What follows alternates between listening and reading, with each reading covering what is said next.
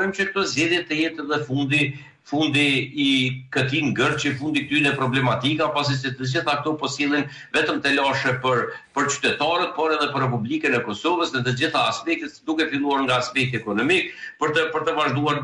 edhe në aspektin politik e diplomatik, ku Kosova ka ngecur shumë brapa nga të gjitha vendet, dhe sipas disa raportimeve që i kemi parë nga Bashkimi Evropian, por edhe nga komisionet e ndryshme, Kosova është vendi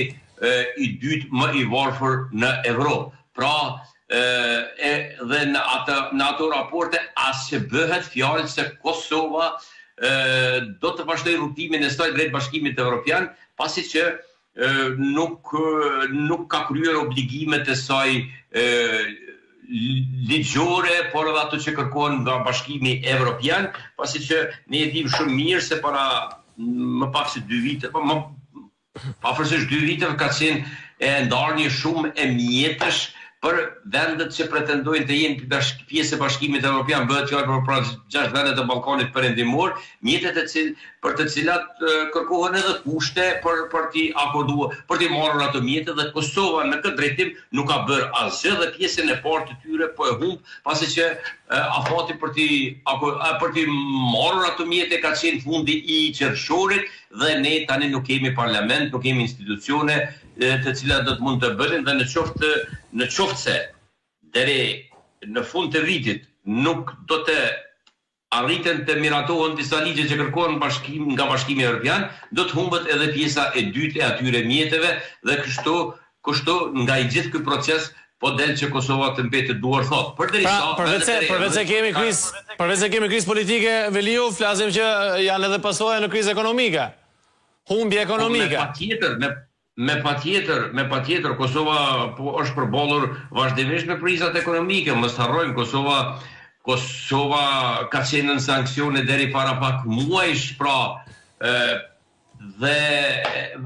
sanksionet e cilat kanë përcjellur edhe problematikat e tjera. Mirë, po nuk janë vetëm këta faktorë që sillin krizat ekonomike në Kosovë. Kemi një qeveri që tani po i bën 6 vite dhe investimet e tyre kapitale në Kosovë,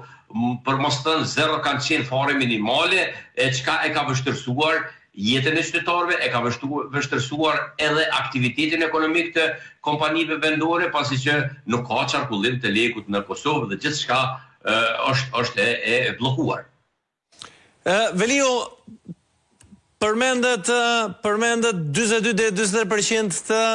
të votave që të mbështetës që mori në shkurt Kurti, duke mos informuar i vetëm qeverinë dhe nuk zgjodhen, në fakt që të shkon në koalicion, por shkoi në të tjera zgjedhje në dhjetor, ku e kaloi 50%, por ngërçi ishte pikërisht konsensi për presidentin. Urojmë një zgjidhje, that pak më parë në fjalën tuaj, kur thoni një zgjidhje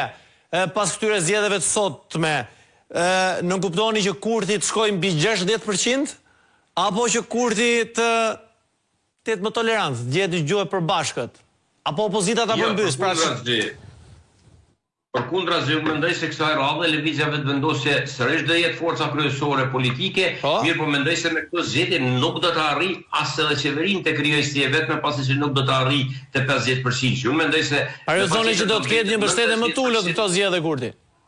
Mendoj se do të ketë mbështetje më të ulët, pasi që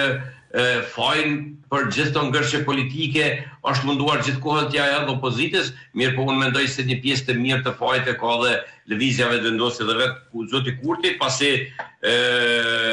është forca kryesore politike dhe si e tillë është i detyruar që